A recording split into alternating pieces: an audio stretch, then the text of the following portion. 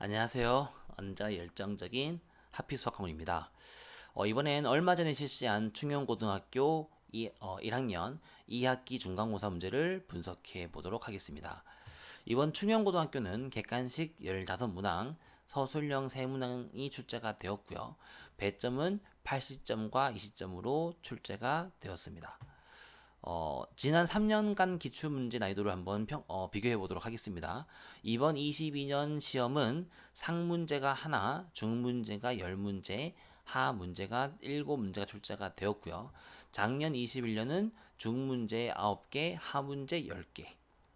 이번 20년도는 상문제 하나, 중문제 10개, 하문제 7문제가 출제가 되었습니다. 중상 레벨의 문제를 합한 수를 비교한다고 해도 이번 문제는 11문제, 작년은 9문제, 지난 20년은 11문제가 출제가 되어 비교적 비슷하게 출제가 되었다고 보실 수가 있습니다. 정리하면 이번 시험은 지난 시험과 비교했을 때 차이가 나지 않는다. 비슷하게 출제가 되었다라고 보실 수가 있고요. 충영고등학교 이번에 1학년 문제에서 단원별로 문제를 보게 되면은 원의 방정식, 이동, 집합, 명제, 절대 부등식 총 5개의 중단원에서 시험 문제가 출제가 되었는데 단원마다의 하중상 레벨의 문항수가 이렇게 출제가 되었습니다. 여기서 눈여겨봐야 될 부분은 생각했던 것보다 명제에서 많은 문제가 출제가 되었다. 근데 명제의 문제를 보면은 하 레벨 문제가 4문제고 중 레벨이 2문제였죠. 다시 말하면 명제는 문항수가 많기는 많았지만 할 만한 문제들이 많았다. 그리고 제가 정확하게 말씀드리지 않았지만 이 중 레벨 2문제 또한 그렇게 어렵게 출제되진 않았던 걸로 보입니다. 그런데 그 다음으로 문제가 많이 출제가 되었던 원의 방정식이 있죠. 원의 방정식은 하 문제가 3개고 중 문제가 2개긴 했는데 이때 출제된 이 두 문제가 중 레벨 두 문제가 레벨로 본다면 중상 레벨에 가까운 문제들로 출제가 되었기 때문에 사실상 이 두 문제와 도형의 이동에서 한 문제 총 요 세 문제에서 레벨을 결정할 수 있지 않았을까라고 판단을 하고 있습니다.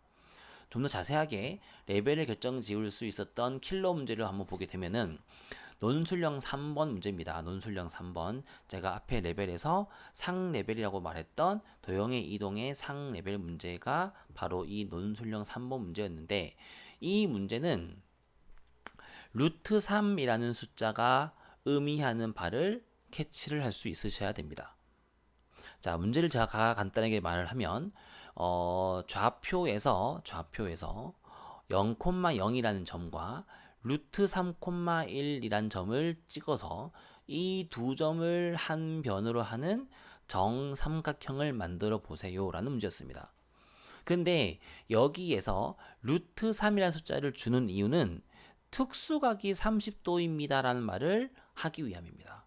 루트 3이란 말을 보고 특수각을 떠올릴 수가 있으셔야 됩니다. 이 특수각을 떠올리게 되면은 이 문제는 상당히 그나마 조금 해볼 만한 문제가 되는데 이 숫자를 캐치를 못하게 되면은 이 문제는 어려웠다라기보다는 상당히 시간적으로 많이 걸릴 수밖에 없는 문제가 되지 않을까라고 보입니다. 가뜩이나 이번 시험은 아이들한테 시간이 모자랐다는 말을 많이 들었기 때문에 이런 소소한 스킬들에서 아이들의 레벨이 결정되지 않았을까라고 생각을 합니다.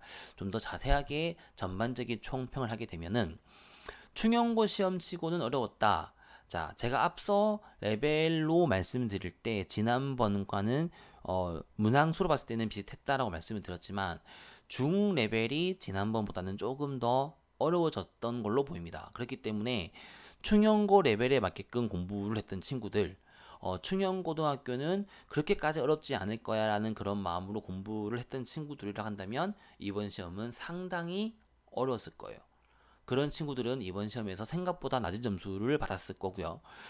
충영고등학교 내신이란 거를 뛰어넘어서 아이들이 공부의 개념으로 접근을 했다면 이 문제는 비교적 해볼만 했다라고 보실 수도 있습니다.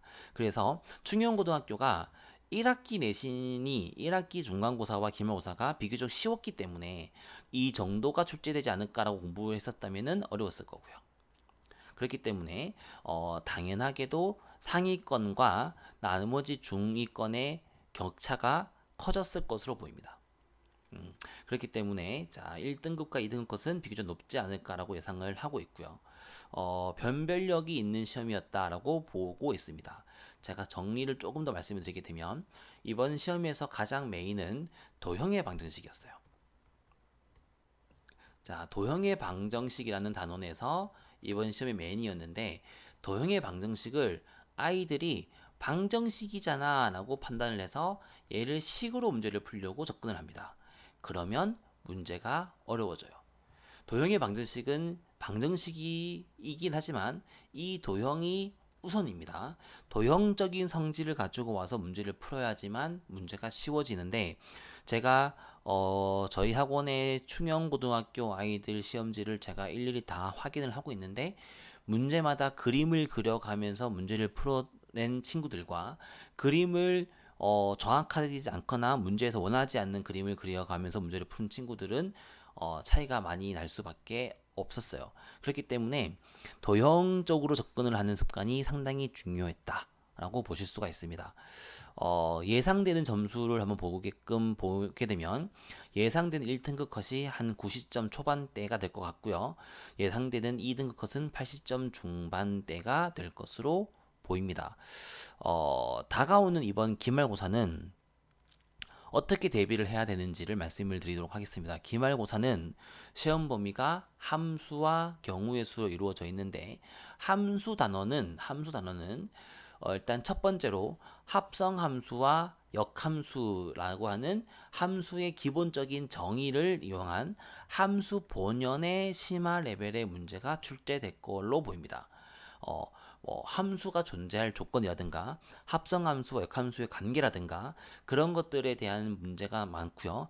모의고사에서도 이 개념을 이용한 심화 문제가 거의 킬러권으로 출제가 되기 때문에 이번 시험 문제의 가장 메인 중에 가장 메인은 합성함수와 역함수에 대한 변형 문제가 될 것 같고요. 그 다음으로는 이제 그 다음에 나오는 유리함수라든가 무리함수 등을 이용한 그래프에 관한 문제가 나올 걸로 보입니다. 그래프의 절대값에 대한 그래프라든가 이동성, 평행이동과 대칭이동에 대한 문제 혹은 함수의 성질에서 주기를 이용한 성질 등등을 해서 이런 문제들이 복합적으로 섞어진 문제가 나올 것으로 보이고요. 그렇기 때문에 가장 기본적인 것은 함수의 기본 성질을 완벽하게 정리하고 그 개념을 완벽하게 마무리 짓는 게 중요하고요. 그리고 그래프 같은 경우는 그래프를 그릴 수 있어가 아니고 그래프가 완벽하게 능숙해질 때까지 그래프를 그리는 연습을 하는 게 중요합니다. 그리고 두 번째 경우의 수 같은 경우는 고등학교 1학년 레벨에서 경우의 수는 상당히 경계가 조금 애매합니다. 그 수학하에 나오는 경우의 수에서 문제가 조금만 더 어렵게 출제가 된다면 고등학교 3학년 과정에 확통 개념이 필요해지는 경우들이 많습니다.